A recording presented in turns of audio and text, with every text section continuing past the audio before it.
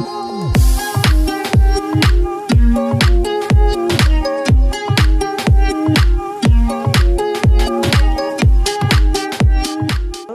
is Maximalist Investor. Today's video is about Web 1.0, Web 2.0 and Web 3. We can all agree that the web has changed dramatically over the years, both as a consumer and as a developer. Thanks to advancements in the web, producing attractive websites and applications has never been easier. Let's talk about Web 1.0 beta. The concept of hypertext predates the World Wide Web by several decades. However, almost all hypertext systems relied on local files. Tim Berners-Lee wished to develop a system that could work across networks, allowing individuals to link from one file on one machine to another file on another. So in December 1990, he coded an app with Objective-C for his next computer system and named it World Wide Web. World Wide Web was more than just a file browsing application.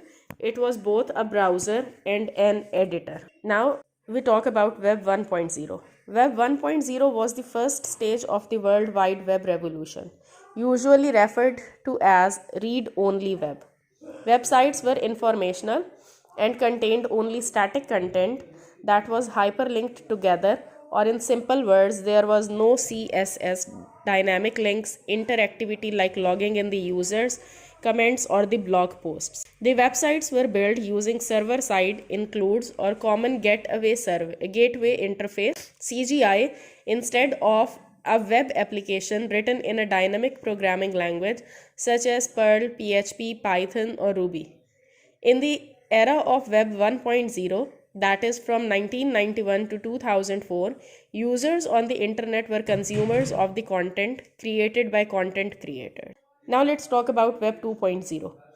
Web 2.0 from 2004 till now is the second stage of the World Wide Web revolution, usually referred to as read-write web.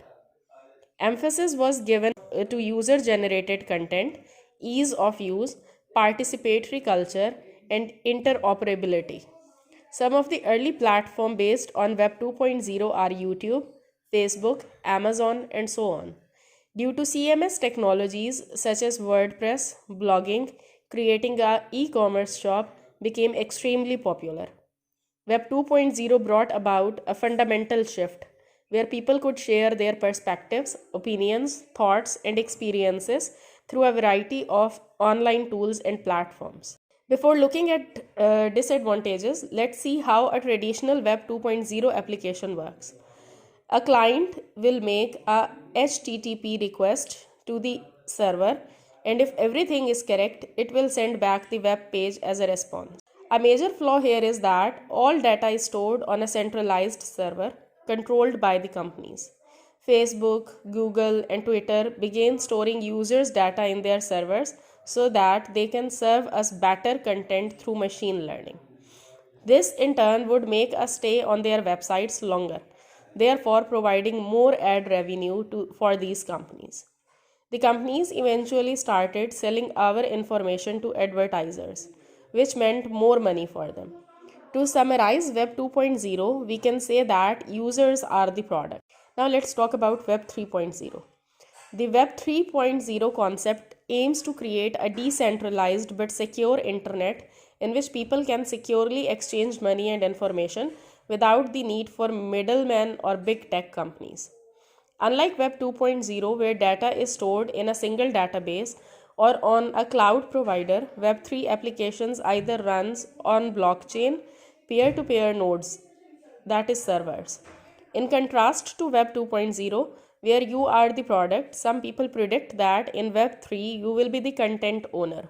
According to the Web 3 specialist, the corporation will be run by a decentralized group known as DAO, Decentralized Autonomous Organization, removing the need of CEOs and upper management in the company.